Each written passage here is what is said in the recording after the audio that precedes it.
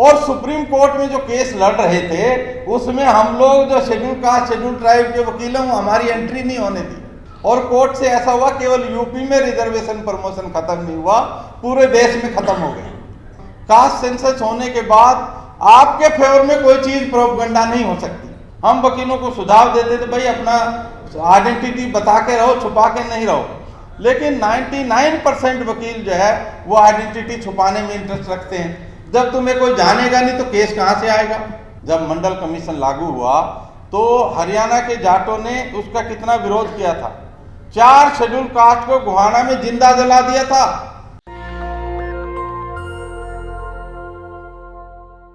हम लोग जो चर्चा कर रहे हैं कि हमें प्रतिनिधित्व मिलेगा, अभी मैं 2-3 एग्जाम्पल दे के कोशिश करता हूं इसको एनालाइज करने की।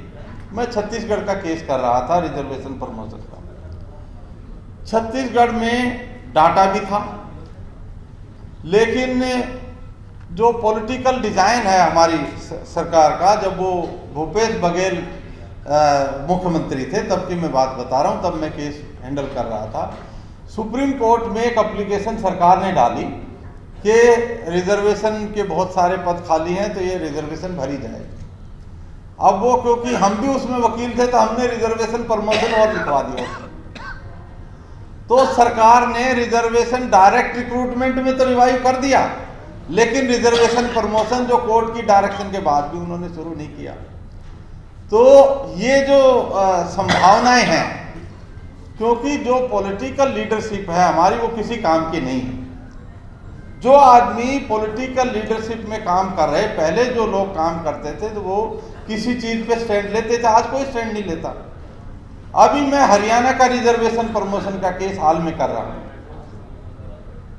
हरियाणा में बीजेपी है तो उन्होंने जो पॉलिसी बनाई है उसमें एक कैचअप प्रिंसिपल होता है, वो कैचअप भी लगाया है। और शेड्यूल कास्ट शेड्यूल ट्राइब को शेड्यूल ट्राइब उधर नहीं है, उनको जनरल वैकेंसी नहीं बने मिले, इसके लिए भी प्रावधान किया है। तो ये दोनों पार्टियां जो है वो संविधान में लिखा होने के बाद जब 77th अमेंडमेंट हुआ तो हम 5-6 एडवोकेट थे, मांझी जी जानते हैं, हमारे प्रभास यादव थे बिहार के, वो बड़े एक्टिव थे। तो हम लोग सीताराम केसरी जी सोशल जस्टिस के मिनिस्टर थे, उनके पास जाते थे और हम ये कहते सर ओबीसी का भी रिजर्वेशन प्रमोशन करो। तो वो कहते थे भाई हमारी पार्टी में सहमति नहीं बन रही है, बट अभी SC/ST का होने दो, 6 महीने बाद हम ओबीसी का भी कर देंगे। ये 1995 की बात है, आज हम 2025 में है, 30 साल हो गए। 1 साल तब कांग्रेस ने रूल किया, 10 साल बाद में किया, लेकिन उसका कोई समाधान नहीं हुआ। अभी जो हमारे लोग उन पार्टियों में काम करते हैं, कांग्रेस में बीजेपी में जो काम करते हैं, वो किसी चीज पे स्टैंड ही नहीं लेते।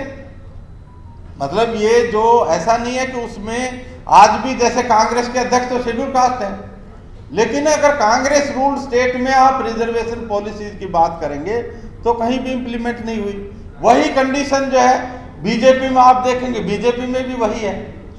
जो हमारी अपनी पार्टी थी बहुजन समाज पार्टी, अगर उसका भी लेखा जोखा देखें तो उन्होंने इस तरह का डिस्टोर्शन किया कि रिजर्वेशन प्रमोशन लागू अपने पीरियड में नहीं की।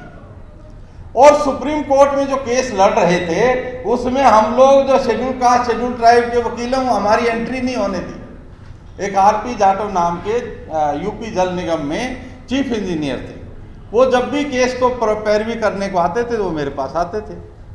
तो मैंने कहा भाई इसमें क्या है, इन्होंने डाटा मांगा है, तुम डाटा कलेक्ट करके 1 हफ्ते में डाटा हो जाएगा तो इसको कैबिनेट में रखो, दोबारा रूल पास कर दो। तो उन्होंने कहा नहीं ये हम कोर्ट से ही कराएंगे। और कोर्ट से ऐसा हुआ केवल यूपी में रिजर्वेशन प्रमोशन खत्म नहीं हुआ, पूरे देश में खत्म हो गया।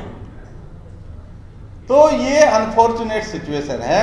अब इसमें कास्ट सेंसस होगा, कास्ट सेंसस होने के बाद आपके फेवर में कोई चीज प्रोपगंडा नहीं हो सकती, क्योंकि जो हमारे लोग भी चैनल चलाते हैं वो भी कोई इंडिपेंडेंट नहीं है, मैं ऐसा मानता हूं। और मैंने ऐसा देखा है कि वो भी जो ब्राह्मणिकल सिस्टम के लोग हैं वही उनसे वो चैनल चलवा रहे हैं, जिसकी वजह से वो हमारा कोई पक्ष नहीं रख पाते।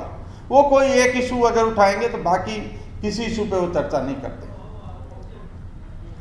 हम कोर्ट में ऐसा महसूस करते हैं कि जब हम SC/ST का मुकदमा लेके जाते हैं तो वो मुकदमा जो है वो हम सक्सीड नहीं हो पाते, उसको एक्चुअल रिलीफ नहीं मिल पाती। जब वो आदमी रिटायर हो जाएगा तब उसको रिलीफ मिलेगी। लेकिन वही मुकदमा अगर हम किसी अनरिजर्व कैटेगरी के ऑफिसर का लेके जाते हैं तो पूरा रिलीफ मिल जाता है, 1 साल 6 महीने मिल जाता है। तो ये ऐसा नहीं है कि भाई हम एफिशिएंट है या इनएफिशिएंट है, ये भी कोई क्राइटेरिया नहीं है, क्योंकि उस केस को तो दूसरे को भी हम ही कर रहे हैं ना। वो तो पूरा सिस्टम है, क्योंकि हमारे लोग जिस स्थिति में काम कर रहे हैं वो मेंटली साउंड नहीं है। 80% लोग मैं दिल्ली में ऐसा महसूस करता हूं कि वो अपनी आइडेंटिटी छुपाते हैं। हम वकीलों की संस्था जब से मैं पढ़ता था तब से हमने वकीलों की संस्था चलाई। हम वकीलों को सुझाव देते थे भाई अपना आइडेंटिटी बता के रहो, छुपा के नहीं रहो। लेकिन 99% वकील जो है वो आइडेंटिटी छुपाने में इंटरेस्ट रखते हैं। जब तुम्हें कोई जानेगा नहीं तो केस कहां से आएगा? केस तो उन्हीं के आने ना, जो तुम्हें जानेगा वो केस आएगा तुम्हारे पास। तो ये जो पूरा परिदृश्य है, इसको अगर देखें हम तो मुझे लगता है कि हमें आत्मचिंतन की भी जरूरत है। ये कास्ट सेंसस अगर होगा, ये उन्होंने ऑलरेडी 2011 में किया और 2011 में उनको पता है कि डाटा क्या है। अगर आप मंडल कमीशन का जजमेंट का पैरा 33 देखें तो उन्होंने 17.58% पॉपुलेशन को जनरल कैटेगरी या अनरिजर्व कैटेगरी कहा है। उस 17.58% में से 5.37% लोग जो है वो अब अपने आप को ओबीसी मानने लगे हैं। जब मंडल कमीशन लागू हुआ तो हरियाणा के जाटों ने उसका कितना विरोध किया था। 4 शेड्यूल कास्ट को गुहाना में जिंदा जला दिया था और आज वो बैकवर्ड क्लास का स्टेटस मांग रहे हैं, क्योंकि तब उनको लगता था हम चूड़े चमार नहीं बनना चाहते। जो बैकवर्ड क्लास जिसके बेनिफिट के लिए वो प्रोविजन आया, उन्होंने ही आंदोलन किया। हमारे एक मित्र थे प्रकाश चंद्र, वो डिप्टी लेजिस्लेटिव काउंसिल थे लॉ मिनिस्ट्री में। उनके सामने के मकान में गुज्जर रहते थे। तो उस 4-5 दिन बसें चली नहीं तो हम पैदल ही जा रहे थे। प्रकाश चंद्र जी हमें मिल गए, फिर वो हमारे उसके जो पड़ोसी थे वो मिल गए। अल्टीमेटली हम उनके घर में चले गए। उन्होंने कहा वकील साहब को चाय हम पिलाएंगे, तो हम उनके घर में चले गए। 5 मिनट ही हुई थी, उसका लड़का आया और उसने कहा बाबू आज तो मैंने बस जला दी। गांव की बैकग्राउंड के थे, भाषा यही होती है, इसलिए मैं समझता हूँ आप समझेंगे उसको। तो उसने, क्योंकि हम दोनों बैठे थे तो इसलिए उसने कहा भाई तन्ने क्यों जला दी बस? तो उसने कहा बाबू ये चूड़े चमारों की रिजर्वेशन होगी, इसलिए उसने वो गांव, ये जो अंडूजगंज में मकान है, एक खुट्टी सी थी उस पर डोगा टांग रखा था, तो उसको बहुत पीटा था। हमने छुड़वाया उसको, भाई ऐसे समझाओ। तो उसने पीटते पीटते ये बताया कि मैंने तो पहले भी बताया था 2 बार जब बस जलाई थी। तो वो उसका बस जलाने का पहला इंसिडेंट नहीं था। ये जो हमारी जो प्रॉब्लम है वो हमारी आइडेंटिटी की है। जब तक हम अपनी आइडेंटिटी क्लियर नहीं करेंगे तब तक कुछ होने वाला नहीं है। ये अगर कास्ट सेंसस होगा तब भी हमारे फेवर में नहीं जाएगा, क्योंकि जो मीडिया है उसके ऊपर पूरा कंट्रोल है उनका।